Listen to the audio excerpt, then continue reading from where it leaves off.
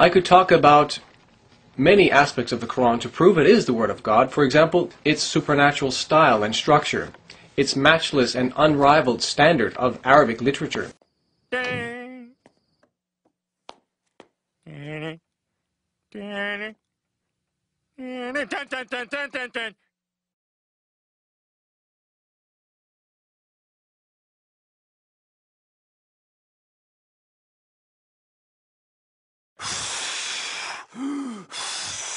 What are you doing? Oh, damn it! Oh my God, you're Jesus Christ! Evidently, you and I differ greatly in our conception of beauty. The Qur'an itself is supposed to be a miracle, which had listeners fall to their knees whenever they heard it.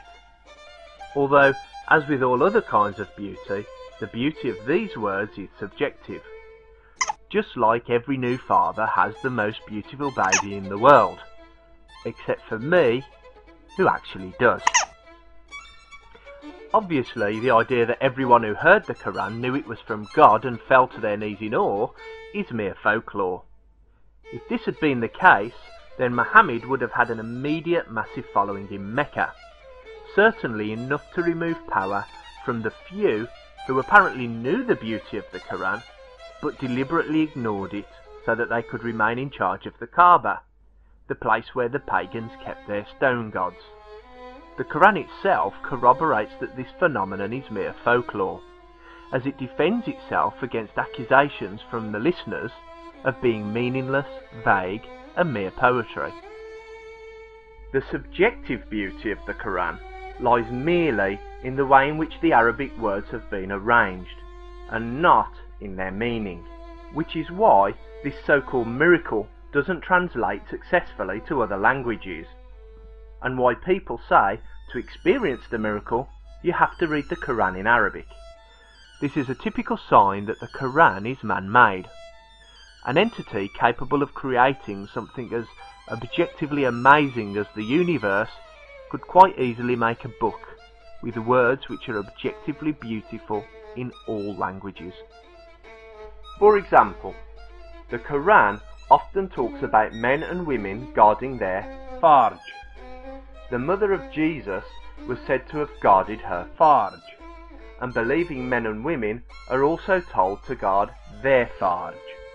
The literal translation for the word farj is private parts. Chapter 70 verse 29 tells believing men not to be promiscuous with their private parts too. Obviously men were permitted to have sex with someone, so verse 30 continues to say that they don't need to avoid having sex with their wives or their slaves. So there you have it. Treating slaves as concubines is allegedly objectively moral. So much for the beauty of the Qur'an. Not only is the meaning of the words guard your vagina somewhat unrefined, and not only does the Qur'an say that a man has permission to have sex with his slaves, it, like Christianity before it, has an unhealthy obsession with Jesus' mother's vagina. As with Christianity and many other religions, pious women's vaginas are like one-way streets. It is only acceptable for things to come out of them, except apparently in the case of Allah. If we look back at chapter 66 verse 12, knowing the literal meaning of the word farj, it changes the meaning of the verse completely from how apologists translate the Arabic into English.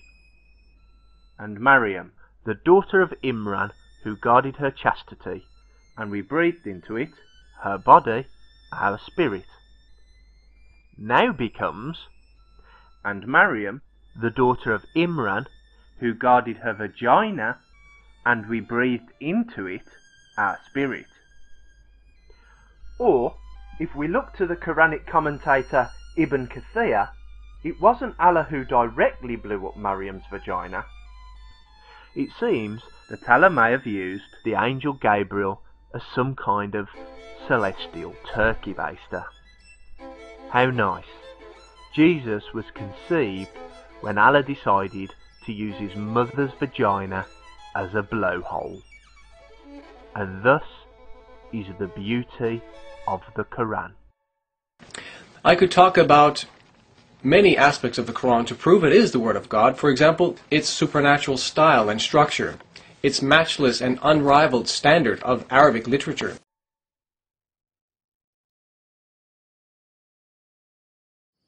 Dun, dun, dun, dun, dun, dun, dun. Dun, dun, dun, dun, dun, dun, dun, dun, dun.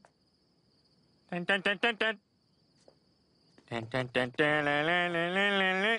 Dun. Dun, dun, dun, dun, dun, dun, dun, dun, dun.